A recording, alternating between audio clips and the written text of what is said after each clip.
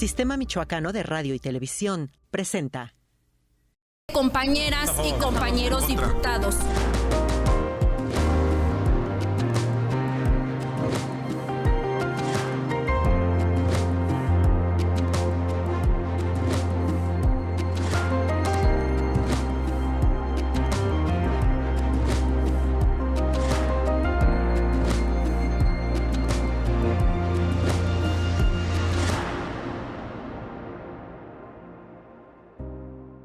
Hola, es un gusto que nos acompañe en este espacio de Voces del Congreso, este espacio a través del medio público del Estado de Michoacán, y hoy un programa especial. Estamos platicando con la diputada federal, Salma Luevano Luna, a quien saludo y le doy la más cordial de las bienvenidas. Agradezco desde luego que haya aceptado platicar en este espacio público del Estado de Michoacán. Diputada, bienvenida, gracias por platicar en Voces del Congreso.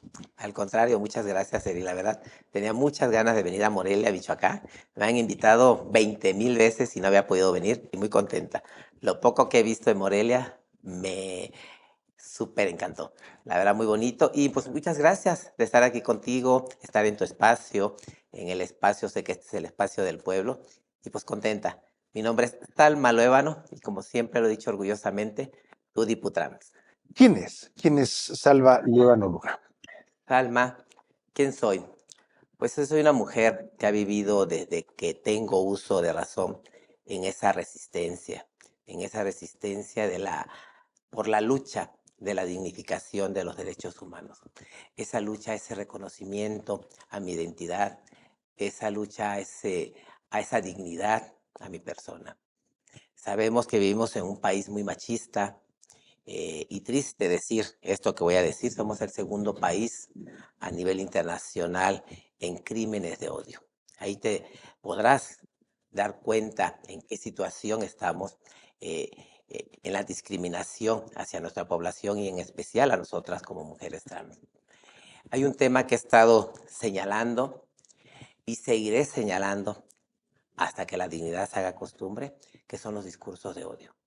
Los discursos de odio son la antesala de los crímenes de odio. Y además algo muy importante, porque decimos discurso de odio y creemos que nada más es para la población LGBTIQ+, no. Sí, o sea, los discursos de odio se han dirigido a cientos, miles, millones de personas por su identidad, por su color de piel, por su estatura. Y en este caso, ¿Cómo se van construyendo estos discursos? ¿Cómo se va generando esta educación, esta formación? ¿Cuáles son los elementos que intervienen para la construcción de estas narrativas que nos ponen desafortunadamente este sitio a nivel global? Mira, hay una línea muy delgadita en el cual confunden libertad de expresión por discursos de odio. Sabemos perfectamente que cuando ya afectas a terceras personas, ¿sí? Y más quienes están, como en tu caso, al frente de los medios, quienes son figuras públicas y que tienen miles o millones de seguidores, el pronunciar, ¿sí? El pronunciar palabras que generan odios hacia una persona, grupos o poblaciones, este es un discurso de odio. Uh-huh. Y el discurso de odio es la antesala de los crímenes de odio. En mi trabajo legislativo, yo he estado como cuchillito de palo en ese tema en el cual, de hecho, tengo una iniciativa en la que subí, que fue muy polémica porque subí con un traje de papa. Uh-huh. ¿Y por qué lo hice? Yo siempre me he conducido siempre con símbolos. Y este era un símbolo de hartazgo, ¿sí? De hartazgo en el cual subí a la tribuna con este disfraz que causó tanta polémica. Esta iniciativa habla que se castigue o se sancione a quienes promuevan o inciten discursos de odio, incluyendo ministros de culto, ¿sí? No a todos o a todas, no a la fe, no a la religión, es a la persona, ¿sí? Causó pisocallos, causó muchas indignaciones, pero pues es algo que se tenía que decir Y ese es mi compromiso. Primero, como mujer trans, como sobreviviente a esta lucha. Y posteriormente como legisladora federal. Sí, es esa mi lucha, trabajar por los derechos de todas, todos y todes, y en específico por mi población, porque nos están matando. Eso es una realidad muy triste. Nos están matando y no podemos permitir que estos discursos de odio incrementen. Estamos viviendo unos tiempos de falta de valores, unos tiempos en el cual, por un lado, nos señalan a nosotras, las mujeres trans, a nuestra población, como lo peor. Sí, pero por otro lado, los niños, la gente se está muriendo de hambre. Hay tantos niños en la calle. O sea, hay una incongruencia, una falta de, de, de valores y además esa doble moral que se ha caracterizado y que desafortunadamente utilizan en muchas ocasiones estos temas como temas políticos o temas en el cual quieren distraer la atención de otros temas que realmente son importantes para nuestra gente, para nuestra sociedad, que son precisamente la educación, el respeto. Es eso. No pedimos privilegio, pedimos derechos, derechos humanos que son y deben de ser igual para todas, todos y todes. Preside la Comisión de Diversidad. ¿Cómo podemos influir? Obviamente, en muchas de las ocasiones se señala a las personas que toman decisiones en el país. Podemos hablar también de los congresos en los estados, en la Cámara Alta, pero este es un tema de todas, de todos y todes. Así es. ¿Cómo podemos influir? Señalas el tema de la educación, el tema de los valores. ¿Cómo podemos reeducarnos como sociedad? ¿Desde dónde deben de venir los cambios? ¿Cómo se puede modificar no reconocimiento, este respeto por los derechos de los seres humanos? Mira, voy a puntualizar. En el tema de nosotras, las mujeres trans, dentro del acrónimo de nuestra población, somos las más precarizadas. Con mujeres trans, ¿sí? Hay una transversalidad. Si se es pobre, si se es indígena, ¿sí? O hay una discapacidad, imagínate. ¿Sí? Entonces, yo soy una mujer orgullosamente trans. Y tan es así que me siento tan orgullosa de lo que soy, que el día de mi toma de protesta fui con un vestido transparente, un vestido de canutillos, unas alas que las abría con mucho orgullo. Porque eso soy. Las mujeres trans somos alegría, somos amor, somos seres humanos, somos esa fiesta. Y a eso llegué precisamente a mostrar lo que somos nosotras, lo que es nuestra vida. Y sabía perfectamente que al llegar, iba a entrar en otra etapa de resistencia. ¿Sí? No llegué así como... ¿A qué te enfrentaste? Lo mencionábamos, lo platicábamos brevemente antes de iniciar esta grabación.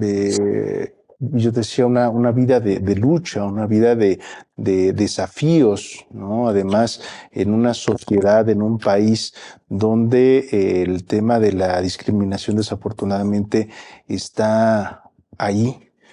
¿A qué te enfrentaste al momento de llegar? Y desde luego, lo mencionabas al inicio de esta conversación, ha sido una vida, la tuya, de lucha.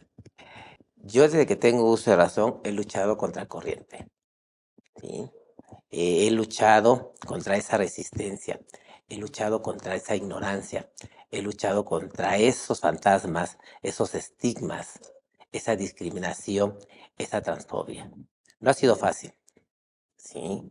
No ha sido fácil, sin embargo, esta resistencia que traigo de naturaleza ese amor que me he tenido, todo ese apoyo que me ha dado mi familia, me ha permitido enfrentar y poder avanzar. Por eso esta lucha es una lucha no bélica, es una lucha de respeto, es una lucha de dignificación, es una lucha de amor hacia la gente, hacia la persona. Aquí olvidémonos de etiqueta, es hacia la persona, hacia el ser humano. Eso es realmente mi lucha.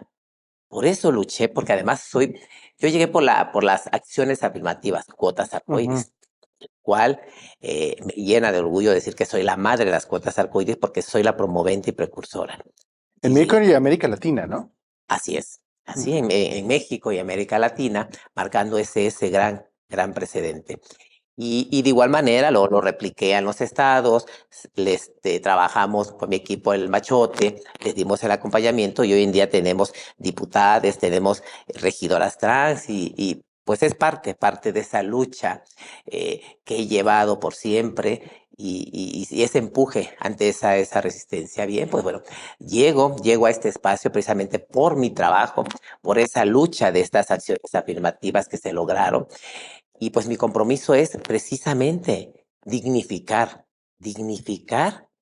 esta lucha, dignificar lo que somos seres humanos, somos personas, al igual que tú, al igual que ellos, al igual que todos. Lo mismo te cuesta a ti 1 kilo de tortilla como a mí. Entonces, ¿por qué esa desigualdad? Esto es parte de un proceso. Nada nos ha sido fácil, ¿sí? Todo lo hemos ganado en los tribunales. Como lo digo, a golpe de sentencia hemos avanzado y a golpe de sentencia seguiremos avanzando. Es esa resistencia, pero esto es parte de esa educación. Por eso la importancia de llegar, ¿sí? En mi caso, de llegar a los espacios de toma de decisiones. Nuestra población no solamente somos patrimonio igualitario, identidad de género. Es muy importante, es parte de nuestra vida, pero somos más allá. ¿Te parece que platicamos después de la pausa sobre esta línea? ¿No? ¿Cuáles son los grandes desafíos que que tenemos como sociedad y que debemos de modificar? Y desde luego también me gustaría conocer tu punto de vista, el papel que han jugado y cómo lo han jugado los medios de comunicación en la sociedad mexicana. ¿Te parece? Claro. El día de hoy platicando con la diputada federal Salma Luébano Luna, aquí en Voces del Congreso. Hacemos una pausa y regresamos.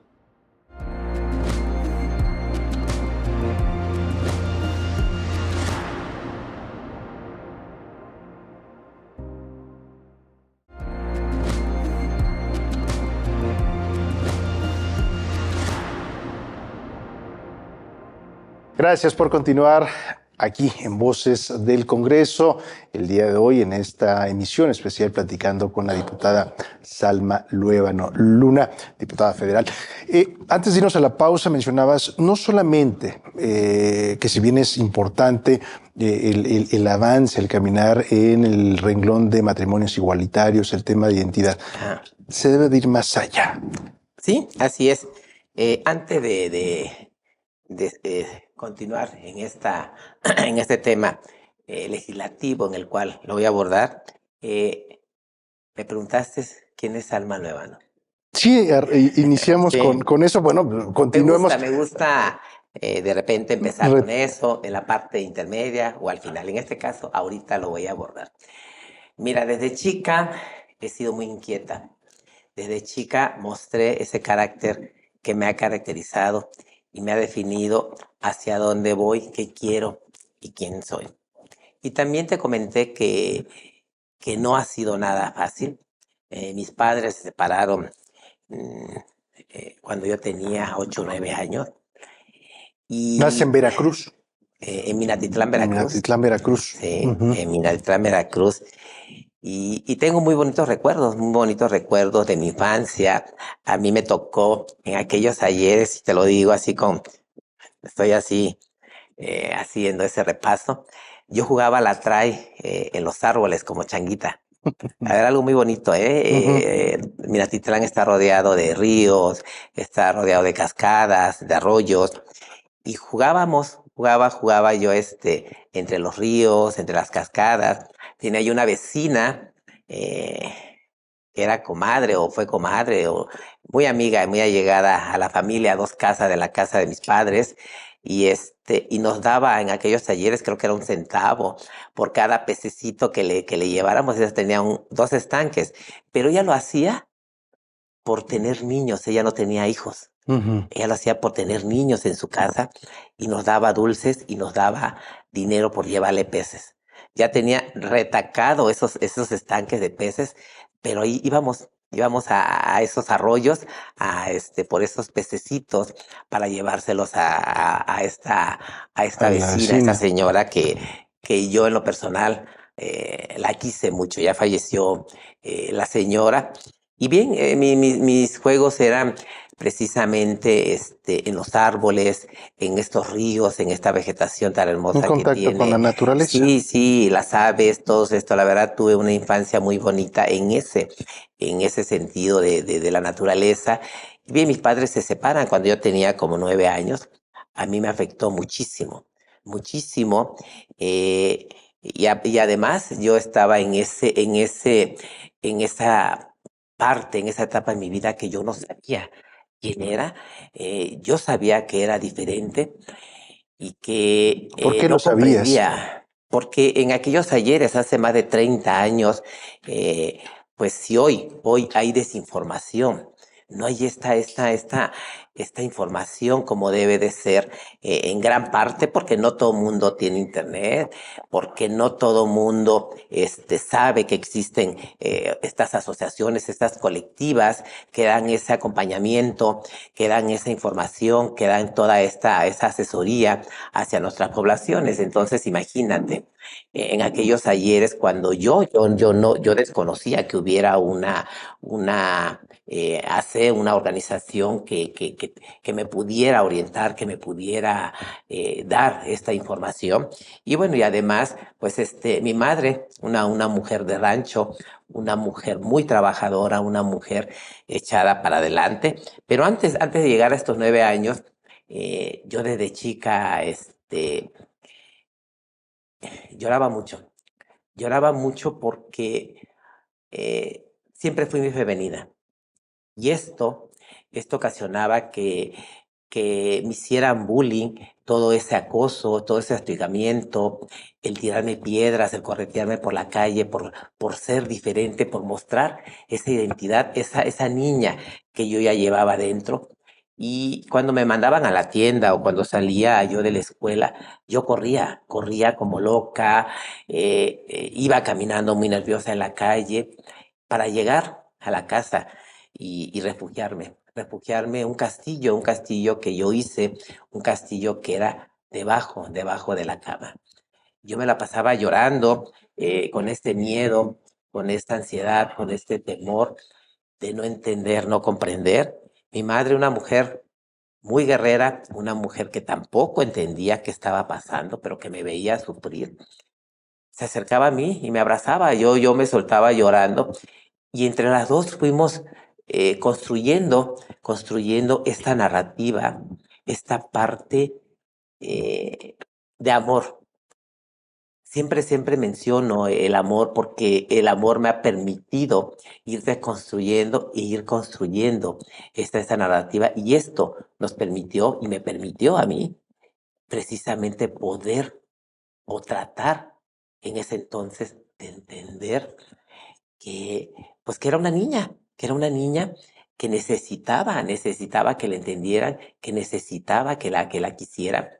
Y mi madre es parte importante, es pilar precisamente de esta desconstrucción y esta construcción. Siempre que me preguntan que quién es mi héroe en la vida, pues yo digo que mi madre es mi heroína. Heroína. Es mi Ujú. heroína que me permitió precisamente con amor poder avanzar. Aún así, no creas que me fue fácil. Es esta resistencia de salir a la calle. Pero al menos yo ya tenía la herramienta de ese amor, ¿sí? De esos brazos, de ese Ujú. corazón de esa madre que me permitía, ¿sí?, poder hacer frente a esta discriminación, a esta falta de educación de estas personas hacia mi persona. Se separan mis padres a los 9, esto me afecta muchísimo. Fue mi primer gran depresión que yo sufrí como persona sin saber. Yo llegaba de la escuela, corría y me escondía pues en algún espacio, porque ante esa ansiedad que me provocó la separación de mis padres, yo agarraba las navajitas y me cortaba, me quitaba las uñas hasta que me sangraba los dedos, ¿sí? No sentía yo el dolor, no sentía el sufrimiento. Y esto, el que estarme raspe mis uñas con esta navaja, me ayudaba como a descansar, pero me estaba haciendo mucho daño. Hay muchas historias como las que tú señalas, que desafortunadamente no encuentran ese respaldo que tú tuviste con tu madre, ese amor, ¿no? Y se quedan escondidas, se quedan lastimándose, inclusive se quitan la vida. Es un gran compromiso como sociedad, es un gran desafío, ¿no? El tema de quitar estas barreras, el entender, ¿no? El valor de la diversidad, el valor de una diferencia. ¿Qué se puede hacer? Se puede hacer mucho y ¿Y cómo? podemos hacer mucho desde nuestra trinchera. Quise dar esta parte de la infancia, esta parte ya casi en la preadolescencia. Bien, mi madre tenía 13 hijos, ahorita somos 10 hermanos, mi madre ya falleció. Pues aunque ella quisiera dedicarme todo el tiempo, no podía porque tenía los otros hijos, pero aún así, estuvo siempre cerca de mí. Y ese amor ayudó también a poder superar toda esta ansiedad y toda esta depresión. Y como tú lo acabas de decir, el no tener quién te apoye, quién te dé ese brazo o esos brazos, quién te quiera, viene precisamente esta depresión que en muchas ocasiones, desafortunadamente, ha terminado en suicidios. Y en otras, muchas ocasiones, ser presa fácil de tantos vicios. Y es precisamente ese compromiso que tengo primero como persona, ¿sí? Como ser humano, como mujer trans, como niña, ¿sí? Una niña trans, una adolescente trans, una adulta trans. Ese compromiso, esa lucha, y de entender en esta lucha, en este caminar de esta lucha, que necesitábamos estar del otro lado, en la puerta de enfrente. ¿Y cuál es la puerta de enfrente? Los espacios de toma de decisiones. Por eso esa lucha en la cual yo siempre he dicho, soy ese cuchillito de palo. Y estuve ahí. Y por eso hoy en día ese compromiso se está transformando precisamente en esa visibilidad de poner en la agenda quiénes somos. No es fácil. Y también señalo que sola no puedo, necesito de todas, todos y todes. ¿Por qué es importante estar del otro lado? Porque en este espacio, en específico legislativo, porque ahí es donde se hacen las leyes, donde se reforman. Por eso decía yo, no solamente somos matrimonio igualitario, no solamente somos identidad, es importante, es necesario porque es parte de nuestra lucha, es parte de nuestro andar. Pero somos educación, somos también salud digna, vivienda digna. ¿Sí? Va a haber un momento en el cual vamos a homologar matrimonio igualitario, vamos a homologar identidad de género. Tema laboral. ¿Sí? ¿Y qué sigue? Entonces, llego al espacio, a esta Diputación Federal, Somos 500 diputados. Cada quien trae su agenda. Yo tengo el compromiso, como lo acabo de mencionar, pero además, porque llegué por la cuota arcoíris. ¿Sí? Se me ha señalado en varias ocasiones que nada más trabajo por mi población. No. Desde hace años he estado de la mano trabajando por los grupos en situación de vulnerabilidad, ¿sí? Los grupos desprotegidos. Pero mi agenda es arcoíris. Entonces, obviamente, me enfoco más al tema de la diversidad. Llego a este espacio y por primera vez tenemos una comisión de diversidad, en la cual, pues en este caso, soy la presidenta. Y me doy cuenta que viene inmediatamente de entrar el tema del presupuesto, algo que tú mencionabas, ¿verdad? Si no hay presupuesto, pues no hay movilidad, no hay nada. Entonces, pues están estas instituciones, pues como CONAPRED, Derechos Humanos, IMSS. Y diversidad sexual, estamos dentro de los grupos vulnerables. Estas instituciones tienen direcciones de grupos vulnerables, pero ahí te va. Llegan los presupuestos a grupos vulnerables y como siempre, diversidad sexual no le llegaba nada o casi nada. ¿Te parece si hacemos ahí una pausa? Sí. Y regresando de la pausa, porque si no la productora nos corta, pero regresando de la pausa, continuamos en este tema, el tema presupuesto, el tema económico, que es fundamental también en el desarrollo o en el crecimiento de la sociedad en general. Hacemos una pausa, regresamos el día de hoy platicando aquí en Voces del Congreso con la diputada federal Salma Luébano Luna. Pausa y regresamos.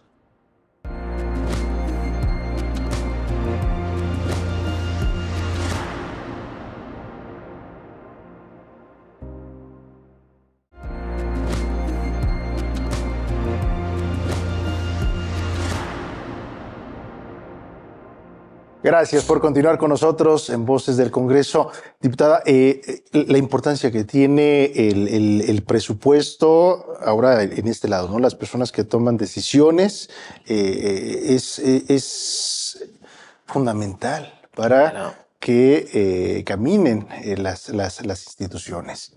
Sí, pero ¿qué pasa? ¿Qué pasa en este renglón que señalas en estas sociedades o estas comunidades vulnerables? Bueno, entro a la legislatura y al inicio inmediatamente se empieza a trabajar el tema del presupuesto, ¿sí? Y en este tema del presupuesto pues me doy cuenta que casi o nada abonaba que hubiera un incremento en el presupuesto en estas instituciones porque como población LGBTIQ+, pues siempre nos han dejado al último. Entonces, ¿qué hago? Empezamos a trabajar este tema con mi equipo y decidimos separar, ¿sí? Esa es una iniciativa, una propuesta al inicio de la legislatura, separar o sacar diversidad sexual de grupos vulnerables. ¿Por qué? Porque esto nos va a permitir tener nuestro presupuesto. ¿De qué manera separar? Bueno, hacer un anexo transversal, ¿sí? El tener diversidad sexual, su propio presupuesto, ¿qué va a permitir? Va a permitir tener presupuestos para programas, ¿sí? De sensibilidad, ¿sí? En los temas de educación, en el tema de los IMSS, el tener todo este abasto y no tener estos desabastos en el tema de salud, el tener espacios laborales. Por eso, o sea, somos más allá, ¿sí? El tener estas viviendas dignas, el realmente saber este presupuesto, a qué y hacia quiénes y hacia dónde van. Porque vamos para 2 años en esta 65 legislatura y te digo, o sea, al inicio empecé a trabajar este tema del anexo transversal que lo he puesto en la mesa. He estado teniendo reuniones con la Comisión de Salud, con la Comisión de Presupuesto ¿Encuentras ecos, encuentras Sí, respaldos? ¿Hay sí, consenso en ese sentido? sí hay respaldo, pero no se ha avanzado. Hay mucha resistencia.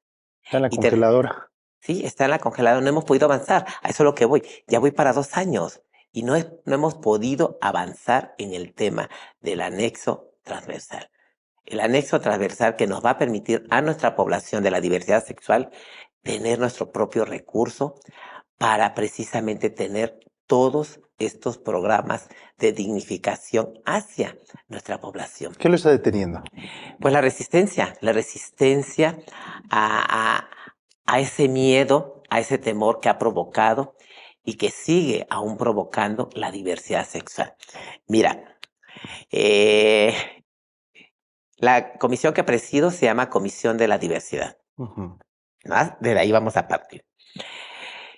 Ni siquiera dice diversidad sexual por el miedo a lo sexual.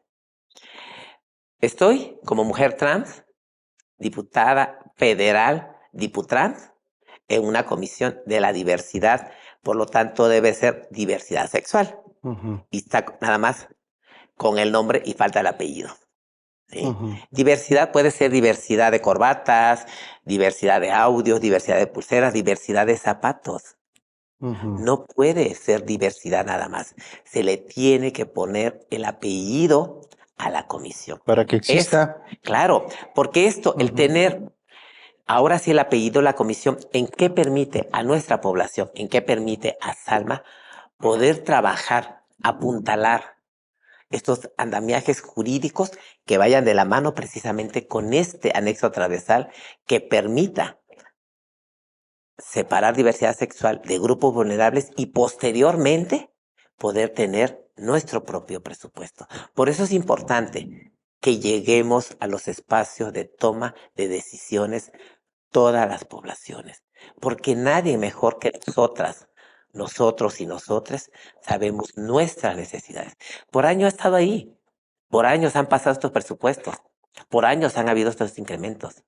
¿Y quién? ¿Quién se había ocupado? ¿Quién se había preocupado? Nadie, porque no es agenda de ellos. Por eso es Ujú. importante llegar y llegar con esa resistencia y la cual hemos vivido y decir aquí estamos y no descansaré. ¿Eh? O sea, esa es mi lucha del día al día con esta resistencia de que tienen que entender que nuestra población no somos esa minoría, ¿sí? Ujú. En esta lucha por esta visibilidad, por esta dignificación hacia nuestra población, solicité hace unos 3 años al INEGI, un poquito más al INEGI. El INEGI tiene una dirección de grupos vulnerables, por lo tanto, pues su obligación es tener una estadística Pues, hacia nuestra población LGBTIQ+. No la había, no les importaba. Entonces llevo una solicitud en el cual, bueno, se les pedía esta estadística.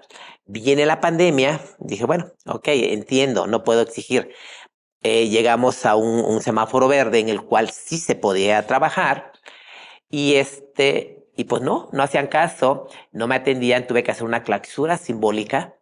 ¿Sí? ujú. Y esta clausura simbólica en el INEGI de Aguascalientes, pues a partir de esta clausura, a los 15 días, en ese entonces estaba bueno, el presidente del INEGI en una reunión virtual con la entonces secretaria de gobierno, la senadora que encima Olga Sánchez Cordero. Él anuncia que ya iba a proceder con esta estadística hacia nuestra población, en el cual iba a tomar como referente 50,000 familias para hacer esa estadística. Pues decirte con orgullo que el año pasado, este enero cumplimos 1 año en el cual ya Me tenemos parece. nuestra propia estadística Ujú. que se llama ENDISEC y que es muy importante. Es muy importante porque esto viene a abonar, ¿sí? Primero a decir que no somos esa minoría, que somos 5.1 millón, que somos mucho más, pero ya tenemos este referente. Sí, aquí ustedes en Morelia tienen, en Michoacán tienen 4.1 millones o 4.5 millones de Ujú. habitantes. No son minoría, Ujú. ¿no? Que eso de entender que como población no somos minoría. Esta estadística me permite, Sí. visibilizar y me permite además, como legisladora, tener más argumentos y decirles, no somos esa minoría, nos está pasando esto, somos tantas, somos 980,000 mujeres trans en las cuales, fíjate, el mínimo el 60% tenemos licenciatura. Pero ¿dónde estamos? ¿Sí? Por eso la importancia de este trabajo legislativo, la importancia de luchar por espacios, la importancia de tener estos presupuestos para la movilidad de todos los programas. Necesitamos tomar conciencia de que urge respetar, urge entrarle al tema de la educación. ¿Sí? Los derechos son progresivos, no son regresivos. Todo cambia, todo modifica, todo avanza. Por lo tanto, las necesidades y los derechos de igual manera. El tema lo señalabas, nos es difícil nombrar las cosas como son. ¿Sí? Sigue dando miedo, ¿no? Da Seguimos mucho miedo. hablando o darle la vuelta a un tema, no encararlo, afrontarlo. Y consideras también tú, dentro de esta lucha que has tenido, ¿los pasos son pequeños, medianos, firmes?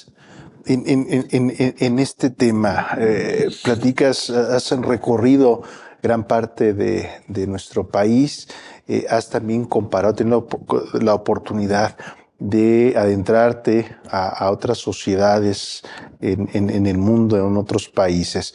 ¿Cómo han sido estos pasos? ¿Cómo consideras que han sido estos pasos en este tema en particular en nuestro país? Mira, al exterior nos vemos como un país que ha avanzado mucho en el tema de los derechos humanos. ¿Sí?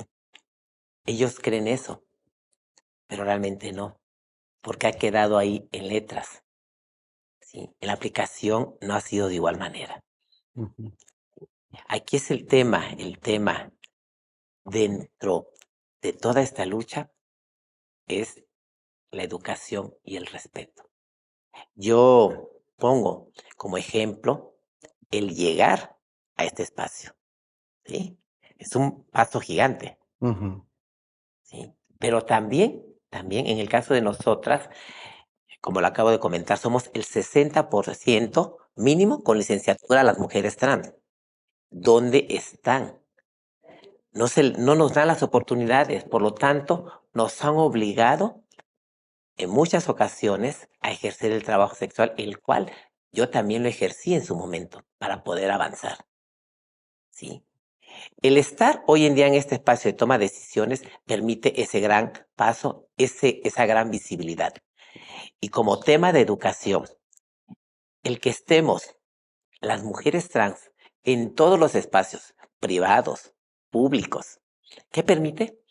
Normalizar lo que es normal. Nos van a empezar a ver, ¿sí? Nos van a empezar a ver y dar ese reconocimiento digno que merecemos como personas, como seres humanos. No nos ven y siguen esos estigmas, siguen esos discursos de odio, sigue esta discriminación, esa transfobia. Y te digo, con tristeza, que nos siguen matando y desafortunadamente ha ido incrementando. Entonces, urge que ocupemos los espacios y esta es parte de esa educación, esa visibilidad. Por eso es este gran paso de estar aquí, ¿sí? Y en ese tema de educación precisamente es estar ahí adentro porque es la manera en la cual estoy trabajando también de la mano con la presidenta de la Comisión de Educación y estoy en espera que me reciba la secretaria. No me he sentado con ella porque vino todo este cambio, pero es urgente que me siente por el tema de que debe de haber ya esa inclusión en los textos desde la primaria. Es muy importante porque el respetar, no son privilegios, es respetar, mostrar que estamos estas identidades, ¿sí? ¿Qué va a permitir? Esa educación de respeto, esa educación de entender que somos normales, que no somos anormales como se nos ha señalado, que no somos lo peor de lo peor como siguen señalándonos. Por eso urge que estamos, por eso en cada espacio que tengo la oportunidad, les digo a mis hermanas, les digo a mis hermanos, hermanas, que ocupemos todos los espacios, que además históricamente se nos deben. Es la manera en la que también va a permitir esa educación y normalizar. Normalizar lo que es normal. Pero sí tenemos que entrar a todos los frentes. Que haya esta educación desde temprana edad, toda esta inclusión, toda esta educación diversa. Que haya los espacios laborales. ¿Sí? Que haya ya vivienda digna. Para que esto permita empoderar, para que esto permita realmente ese piso parejo. Que no lo tenemos. Y que es mi lucha. Por ese piso parejo. Hacemos una pausa, regresamos ya a la parte final de Voces del Congreso a través del Sistema Michoacano de Radio y Televisión.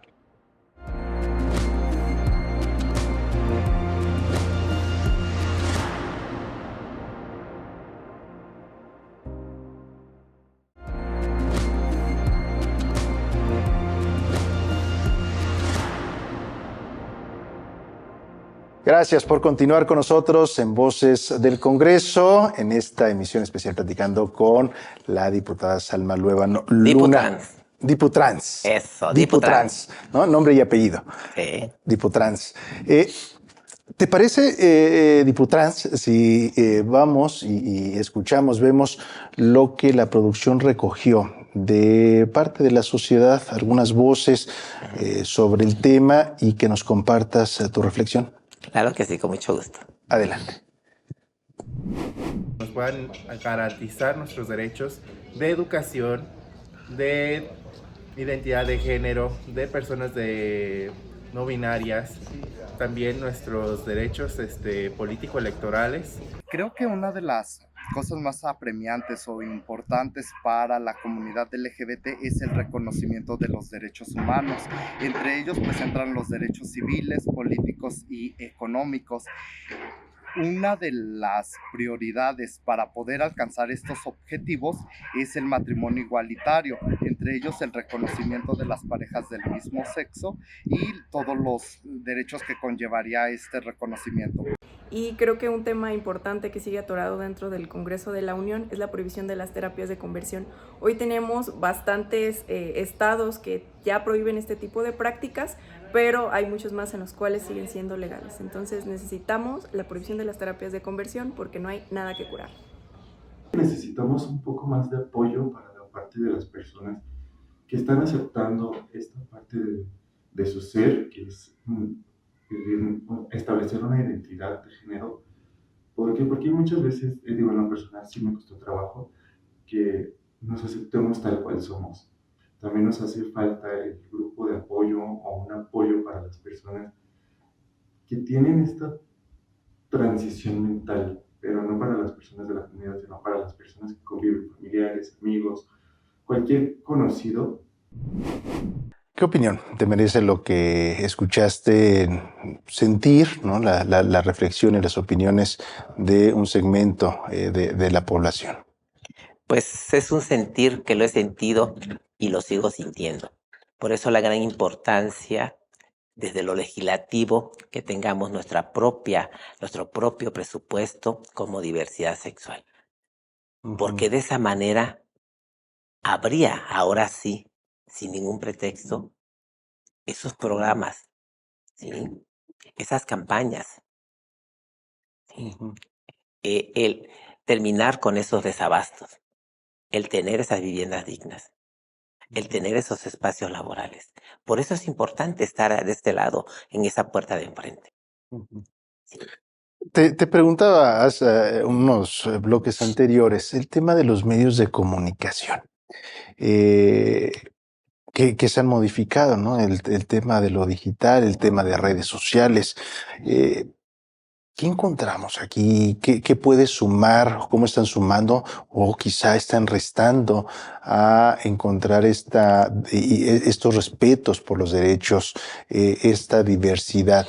¿Qué reflexión, qué análisis realizas con el tema de medios de comunicación y el tema de la diversidad?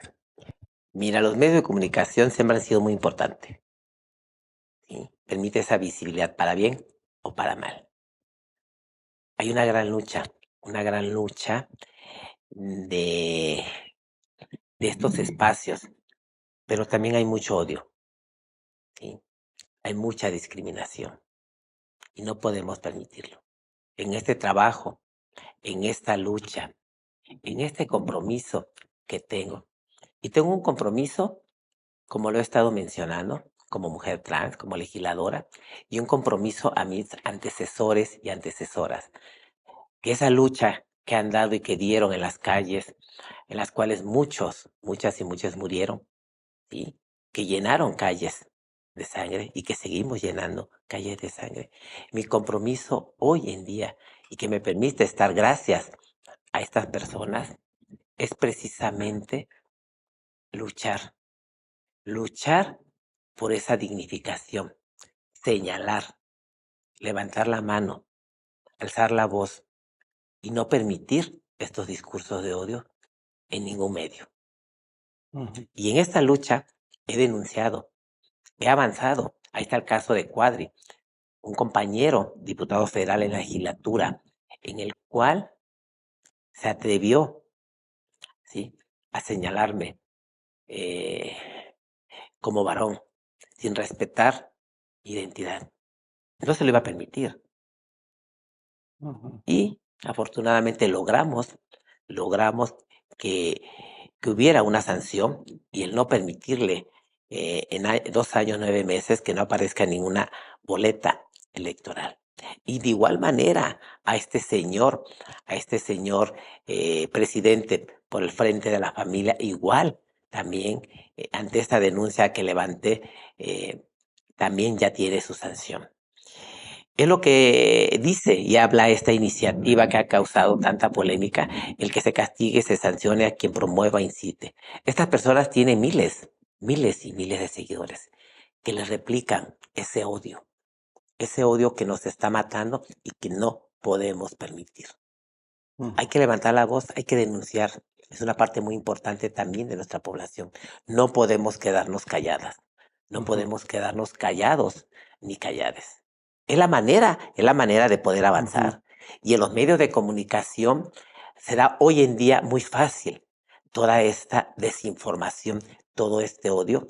Y sobre esa misma ruta también estoy trabajando el tema precisamente de que haya ese respeto, que se respete esa línea de no permitir hacia nadie estos discursos de odio. Nos restan 2 minutos y que bueno, la invitación está abierta para tener la oportunidad en este espacio o en otros de este medio público de comunicación para poder seguir conversando, pero sí nos gustaría pues tener esta dinámica de externar alguna palabra y que pues tú también nos compartas lo que viene a tu mente. ¿Te parece? Claro que sí. Y bueno, después ya cerraremos esta conversación. Educación. Educación, respeto. Sexualidad. Sexualidad, amor. Poder. Poder, ayudar a la gente. Valores. Valores, amor, inclusión y diversidad. Lucha.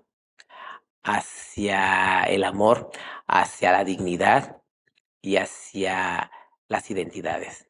Consensos. Consensos, crear puentes, sumar. Legislatura.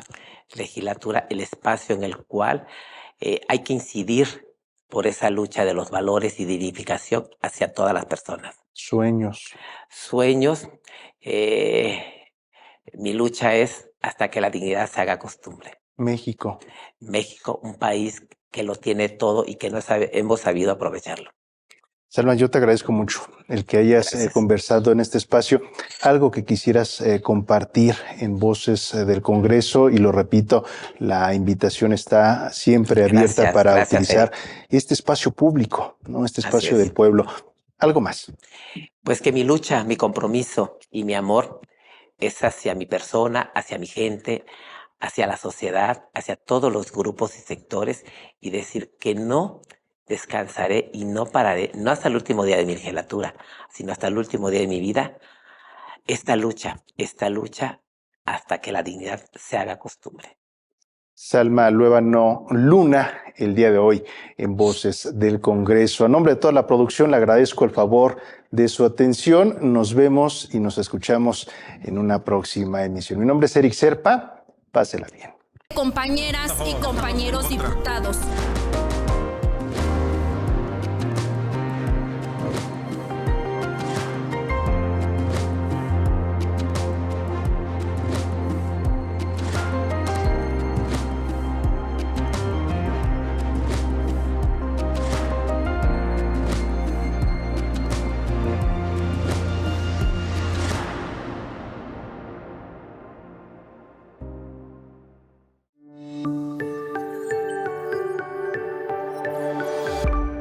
Sistema Michoacano de Radio y Televisión presentó